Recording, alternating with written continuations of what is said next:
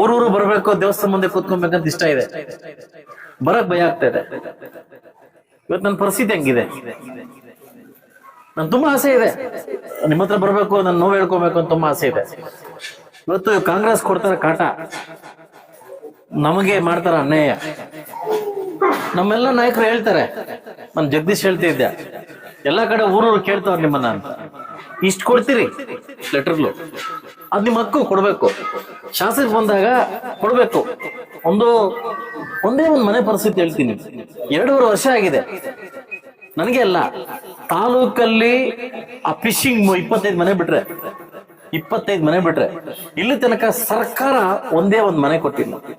ಪಂಚಾಯತಿ ವೆಂಕಟಾಪುರ ಗ್ರಾಮದ ಎಲ್ಲ ಗ್ರಾಮಸ್ಥರಿಗೂ ಮತ್ತು ಯುವಕ ಮಿತ್ರರು, ವಿಶೇಷವಾಗಿ ನನ್ನ ಯುವಕ ಮಿತ್ರರು, ಇವತ್ತೇನು ನಿಮ್ಮೂರಿಗೆ ಒಂದು ಸಿಸಿ ರಸ್ತೆ ವ್ಯವಸ್ಥೆ ಮಾಡಲಿಕ್ಕೆ ಒಂದು ಪೂಜೆ ವ್ಯವಸ್ಥೆಗೆ ಏನು ಬಂದಿದ್ದೆ. ಎಲ್ಲ ನನ್ನ ನಾಯಕರು ಕೂಡ, ಭಾಸ್ಕರ್ ರೆಡ್ಡಿ, ವೆಂಕಟರೆಡ್ಡಿ, ನಮ್ಮೆಲ್ಲ ನಾಯಕರು ಸೇರಿ ಇವತ್ತು ಬರ್ಮಾಡ್ಕೊಂಡು ಇವತ್ತೊಂದು ಪೂಜೆ ವ್ಯವಸ್ಥೆ ಮಾಡಿಕೊಟ್ಟಿದ್ರೆ ನಿಮಗೆ ಫಸ್ಟ್ ಧನ್ಯ ಆಗ್ತೀನಿ. ಸಾಕಷ್ಟು ಕೆಲವು ಬೇಡಿಕೆಯನ್ನು ಕೊಟ್ಟಿದ್ರಿ.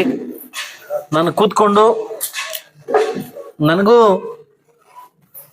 ಊರೂರು ಬರಬೇಕು, ದೇವಸ್ಥಾನ ಮುಂದೆ ಕೂತ್ಕೊಬೇಕಂತ ಇಷ್ಟ ಇದೆ, ಬರಕ್ ಭಯ ಆಗ್ತಾ ಇದೆ. ಇವತ್ತು ನನ್ನ ಪರಿಸ್ಥಿತಿ ಹೆಂಗಿದೆ, ನನ್ ತುಂಬಾ ಆಸೆ ಇದೆ ನಿಮ್ಮ ಹತ್ರ ಬರ್ಬೇಕು, ನಾನು ನೋವು ಹೇಳ್ಕೊಬೇಕು ಅಂತ ತುಂಬಾ ಆಸೆ ಇದೆ. ಇವತ್ತು ಕಾಂಗ್ರೆಸ್ ಕೊಡ್ತಾರ ಕಾಟ, ನಮಗೆ ಮಾಡ್ತಾರ ಅನ್ಯಾಯ. ನಮ್ಮೆಲ್ಲ ನಾಯಕರು ಹೇಳ್ತಾರೆ, ನಾನು ಜಗದೀಶ್ ಹೇಳ್ತಿದ್ದೆ, ಎಲ್ಲಾ ಕಡೆ ಊರೂರು ಕೇಳ್ತಾವ್ರ ನಿಮ್ಮನ್ನ ಅಂತ.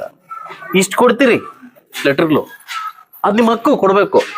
ಶಾಸಕ ಬಂದಾಗ ಕೊಡ್ಬೇಕು.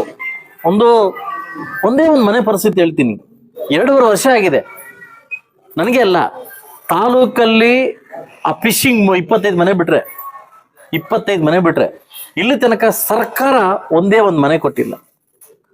ಬಡವರು ಬರ್ತಾರೆ, ಮನೆ ಕೊಡೋನ್ ಬರ್ತಾರೆ, ನಾನು ತಗೊಂತೀನಿ, ನೆಕ್ಸ್ಟ್ ನಮ್ಗೆ ಬರ್ಬೇಕು, ಬಂದಿಸ್ತಪ್ಪ ಒಡೆಯ ವಿಷಯ ಬಿಡಚ್ಚಪ್ಪ ಅಂತ ಹೇಳ್ತಾರೆ. ಇದರಿಂದ ನನ್ಗೆ ಭಯ ಆಗ್ತಾ ಇದೆ. ಇವತ್ತು ನನ್ನ ಕೈಯಲ್ಲಿ ಎಷ್ಟಾಗ್ತಾ ಇದೆಯೋ ಅಷ್ಟು ಗುದ್ಕೊಂಬತ್ತಾ ಇದ್ದೀನಿ, ಅಷ್ಟು ಕಿತ್ಕೊಂಬತ್ತಾ ಇದ್ದೀನಿ. ಬಂದು ಈ ಊರಿಗೆ ಸಿಸಿ ರಸ್ತೆನೋ, ಇನ್ನೊಂದು ಐಮಾಸ್ ಲೈಟು, ಇನ್ನೊಂದು ವಾಟರ್ ಫಿಲ್ಟರ್ ಹಾಕೊಂಡು ಹೋಗ್ತಾ ಇದ್ದೀನಿ. ದಯವಿಟ್ಟು ನನ್ನ ನೋವನ್ನು ಕೂಡ ನನ್ನ ತಾಲೂಕಿನ ಎಲ್ಲ ನನ್ನ ಹಳ್ಳಿಗಾಡು ಪ್ರದೇಶದ ಅರ್ಥ ಮಾಡ್ಕೊಬೇಕು. ಇವತ್ತು ನಾನು ಹೋಗ್ತಾರ ಫಾಸ್ಟ್ಗೆ, ನಾನು ಕೇಳ್ತಾರ ಸೆಷನಲ್ ಪಾಯಿಂಟ್ಗೆ, ಬಹುಶಃ ಏನೋ ಸರ್ಕಾರ ಅನುದಾನ ಕೊಟ್ಬಿಟ್ಟಿದ್ರೆ ಇವತ್ತು ಮುಳಬಾಗಿಲು ತಾಲೂಕು ಎಲ್ಲೋ ಇರ್ತಾ ಇತ್ತು. ಸೊ ಎಲ್ಲ ಹಳ್ಳಿಗೂ ಬರ್ತೀನಿ, ಎಷ್ಟಾಗುತ್ತೋ ಅಷ್ಟು ಮಾಡ್ಕೊಂಬರ್ತೀನಿ. ಸೊ ಅದರಿಂದ ನೀವು ಕೂಡ ನನ್ನನ್ನು ಅರ್ಥ ಮಾಡ್ಕೊತಕ್ಕಂಥ ಪರಿಸ್ಥಿತಿ ಬರ್ಬೇಕಂತ ತಮ್ಮಲ್ಲಿ ಕೈ ಮುಗಿದು ನಾನು ಕೇಳ್ಕೊತೀನಿ.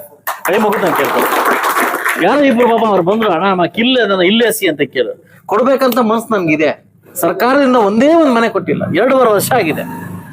ನಾನು ನಿಮ್ಮ ಪರಿಸ್ಥಿತಿ ಸರ್ಕಾರದ ಹಂಗೆ ಇಲ್ಲ ಅಂತ ಹೇಳ್ತಾರೆ, ಆದ್ರೆ ಬಡವರಿಗೆ ಮನೆ ಕೊಡೋ ಪರಿಸ್ಥಿತಿ ನಾವು ಇದೀವಿ ಅಂತಂದ್ರೆ ಇದು ಎಂತ ಸರ್ಕಾರ ಅಂತ ಅರ್ಥ ಮಾಡ್ಕೊಬೇಕು, ಎಂತ ಸರ್ಕಾರ ಅಂತ ಅರ್ಥ ಮಾಡ್ಕೊಬೇಕು.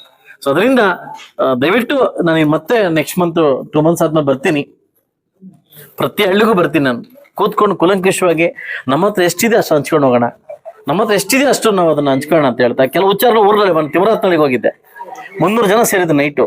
ನೀವಿಟ್ಲೇ ಹಚ್ಕೋತಾರ ಮಗ ಸಾಲು ಅಂತ ಹೇಳ್ತಾರೆ. ಅಂದ್ರೆ ಅವ್ರು ಅರ್ಥ ಮಾಡ್ಕೊಂಡ್ರೆ ನಮ್ಮ ಬಾಧೆನ, ನೀವಿಟ್ಲೇ ಮೀ ಬಾದ್ ಮಗ ತಿಳಿಸು, ಇಟ್ಲೇ ಉಂಡು ಅಂತ ಹೇಳ್ತಾರೆ. ಸೊ ಅದರಿಂದ ನನ್ನ ಪರಿಸ್ಥಿತಿ ಕೂಡ ನೀವು ಅರ್ಥ ಮಾಡ್ಕೊಂತೀರ ಅಂತ ನನ್ನ ನೋವನ್ನ ಪ್ರತಿ ಊರಿಗೂ ಬಂದು ಹೇಳ್ತೀನಿ.